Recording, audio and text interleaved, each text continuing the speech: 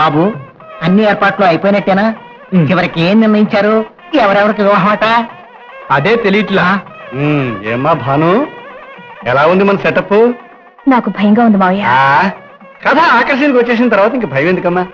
మన కుటుంబంలో వాళ్ళంతా పెళ్లికి వచ్చారంటే భగవంతుని సన్నిధానంలో క్షమాపణ చెప్పుకోవడానికి సిద్ధపడ్డట్టే.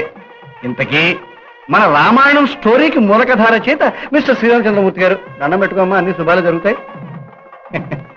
ఏమండి శాస్త్రి గారు, అన్ని రెడీయేనా? ఏమిటి అలా ఉన్నారు? ఒంట్లో బాలేదా? గాబరాగా ఉందండి. ఎందుకండి? మంత్రాలు తప్పు చెప్పేస్తానని భయంగా ఉందండి.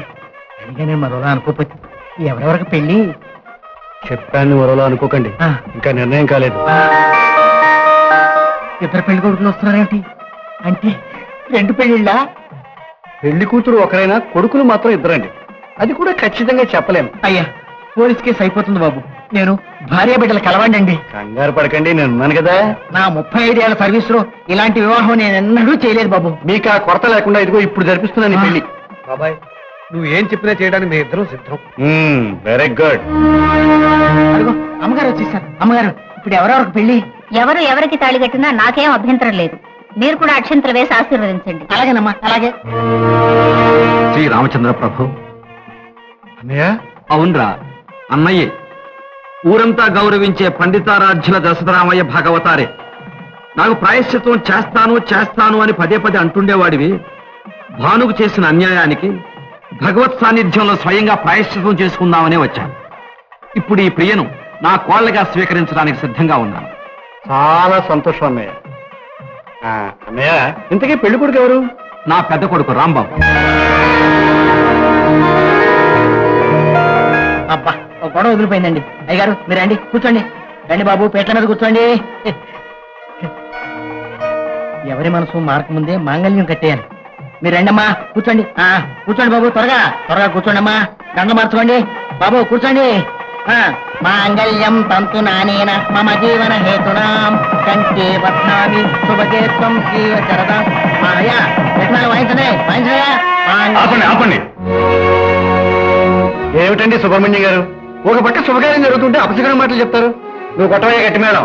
అల్లుడు గారు, మీరు చేసే పని ఏమైనా మర్యాదగా ఉందా? మొదటి భార్య భాను బతుకుండగా 2 పిల్లలే చేసుకుంటారండి. ఏమిటి? భాను బ్రతికుందా? ఏం జడ్జి గారు, కూతురు పోయిన బాధలో మీరేం మాట్లాడుతున్నారో మీకే అర్థం కావటం లేదు. భాను పోయిన విషయం పోలీసులు మా ఇంటికి వచ్చి స్వయంగా చెప్పారు కదన్నయ్య. మీదంతా కానివ్వండి మంత్రి గారు. నో, ఈ పెళ్లి జరగడానికి వీల్లేదు. భాను చచ్చిపోవడం ఏమిటి? భాను మా ఇంట్లోనే ఉంది. ఈవేళ మధ్యాహ్నం వరకు ఉంది. ఇప్పుడే కొన్ని గంటల క్రితం నుంచి కనిపించడం లేదు. పాపం, కూతురు చచ్చిపోయింది కదా, మతి చెల్లించి ఉంటుంది బావగారికి. కూర్చోండి బావగారు, తమను డాక్టర్ దగ్గర నేనే స్వయంగా తీసుకెళ్తాను కానీ తాళి కట్టరా. ప్రియా, నువ్వే నీ అక్క బ్రతుకు నాశనం చేస్తావమ్మా. ఏమన్నారు? ప్రియా, నీ అక్క బతుకు నువ్వే నాశనం చేస్తావా అమ్మా? ఆహా, వెరీ గుడ్. నాకు ఇష్టం లేని హీరో సినిమా ఫ్లాప్ అయినంత ఆనందంగా ఉందండి. కానీ ఒక్క వాక్యం చాలదే, మరో 2-3 వాక్యాలు కొట్టించండి సార్. ప్రియా, భాను అక్క చెల్లి. మరో గుప్పెడు ఆనిముచ్చారు ఇలా ఉమ్మండి సార్. ప్రియ నాకు మరో స్త్రీ ద్వారా కలిగిన బిడ్డ కదండి. అవును, ప్రియ తల్లికి నేను ద్రోహం చేయడం వల్ల ప్రియ ఇంతకాలం ఒక నీచమైన వృత్తికి పాల్పడింది. అందుకు బాధ్యుణ్ణి నేను. ఇంకొంచెం సార్. ఈ నిజాన్ని అందరి ముందు బహిరంగంగా ఒప్పుకుంటున్నాను. ప్రియ నా బిడ్డ. That's all your honour. Proceed. ఇప్పుడైనా చెప్పవయ్యా, భాను ఎక్కడ దాచేవో చెప్పు. నేను ఇప్పుడు తాళి కట్టబోతున్నది, నేను ఇంతకుముందే తాళి కట్టిన నా భార్య భాను. ఇన్నాళ్ళు మా ఇంట్లో ఒక్కొక్కరి మీద ప్రతీకారం తీర్చుకున్నది కూడా ప్రియ పేరుతో భానే.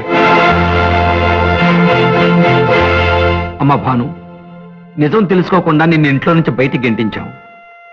మమ్మల్ని క్షమించమ్మా. నేను ప్రియ పేరుతో ఇన్నాళ్లు నటించినందుకు మీరే నన్ను క్షమించాలి. అయితే భాను పేరుతో మా ఇంట్లో ఉన్నది ప్రియ. ఇప్పుడు ఎక్కడుంది? ఛాయ్ పాతాళ భైరవి అమ్మా. ప్రియా, ఇలా రా అమ్మా.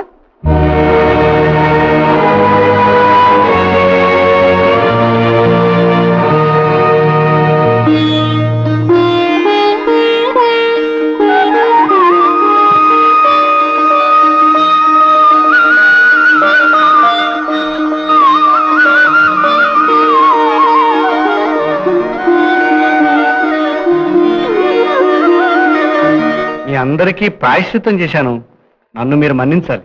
ఇంకా లేదురా, ప్రియకి భరతుడికి మీ అందరి ఆశీస్సులతో పెళ్లి జరిపితే గానీ నాకు ప్రాయశ్చిత్తం జరిగినట్టుగా. రే మీరిద్దరు వెళ్ళి పెళ్లిపేటల మీద కూర్చోండి.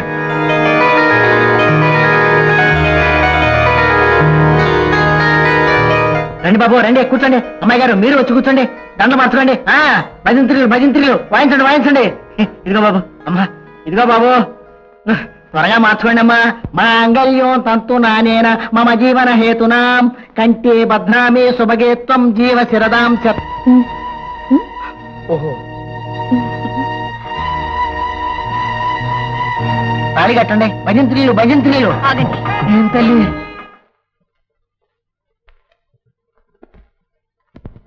మీరందరూ చేసిన తప్పులకి ప్రాయశ్చిత్తం చేసుకున్నారు, కానీ నేను ఈ తాళి కట్టించుకుంటే ఆ తప్పుకి 7 జన్మల వరకు నాకు ప్రాయశ్చిత్తం దొరకదు. ఎంత కాదనుకున్నా నేనొక వేశ్యను. నాలాంటి దానికి పెళ్లి పీటల మీద కూర్చునే అనుభవం కల్లో కూడా దొరకలేదు. ఆ ఆనందాన్ని ఒక్క క్షణం పాటు అనుభవించాలనే ఆశతో ఇప్పుడు ఈ పీటల మీద కూర్చున్నాను. నన్ను మన్నించండి. భరతుడికి తగిన అమ్మాయిని చూసి పెళ్లి చేయండి. నాన్న, నేనింతకాలం మీతో అక్క పేరు చెప్పుకొని గుళ్ళు గోపురాలు తిరిగాను. ఒక్కసారి నేనుగా మీతో నిలబడి దేవుడి చుట్టూ ప్రదక్షిణ చేయాలనుంది. ఒక్కసారి కాదమ్మా, నా జీవితం అంతా నీతో కలిసి గుళ్ళు గోపురాలు తిరిగితే నా పాపాలకు ప్రాయశ్చిత్తం. అందుకు శ్రీకారం ఇప్పుడే చూడదాం రామ్మా. ప్రియా, పెళ్లిపేట్ల మీద కూర్చునే అర్హత నీకు లేకపోతే మరొకరిని పెళ్లి చేసుకునే అర్హత నాకు మాత్రం ఎక్కడిది? 2 చేతులు కలిస్తేనే తప్పట్లు, ఇద్దరం కలిసి చేసినవే తప్పులు. ఎక్కడో నిన్ను చూసి ఇక్కడ దేవతలాంటి మా వదిలి మీద అభాండాలు వేశాను. ఒక స్త్రీమూర్తికి నేను చేసిన అపకారానికి ప్రాయశ్చిత్తంగా నిన్ను జీవితాంతం ఆదరించే అవకాశం నాకు కల్పించు ప్రియా. దయచేసి ఈ పెళ్లికి ఒప్పుకో ప్రియా, ఒప్పుకో.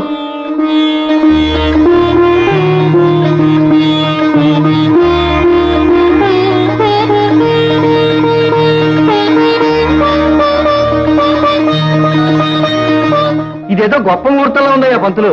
ఈ పెళ్లి పందిట్లోనే అందరి మనసులు మారిపోతున్నాయి. కానీ త్వరగా కానీ. కూర్చోండి బాబు, కూర్చోండి, టైం అయిపోతుంది, త్వరగా కూర్చోండి. మాంగళ్యం తంతు నానేన మమ ఆపండి. నేను అనుకున్నాను. హలో లక్ష్మణ, నీకే వచ్చిందయ్యా? వయసు వచ్చిందండి. నాన్న, నేను ఈ అమ్మాయిని ప్రేమించాను. పనిలో పని మా ఇద్దరు కూడా పెళ్లి జరిపించేసాను నాన్న. ఊరి దొంగ భడవా, శుభం కానివ్వండి. మరైతే ఇంకేం పనిలో పని కట్టే తాళి. జంట స్వరాలు గట్టి మేడం వాయించండి. ఏడు మర్చిపోయారు, మంత్రాలు కాదు మర్చిపోయింది. Excuse me. మాంగళ్యం తంతు నానేన మమ జీవన హేతునాం. కానివ్వండి.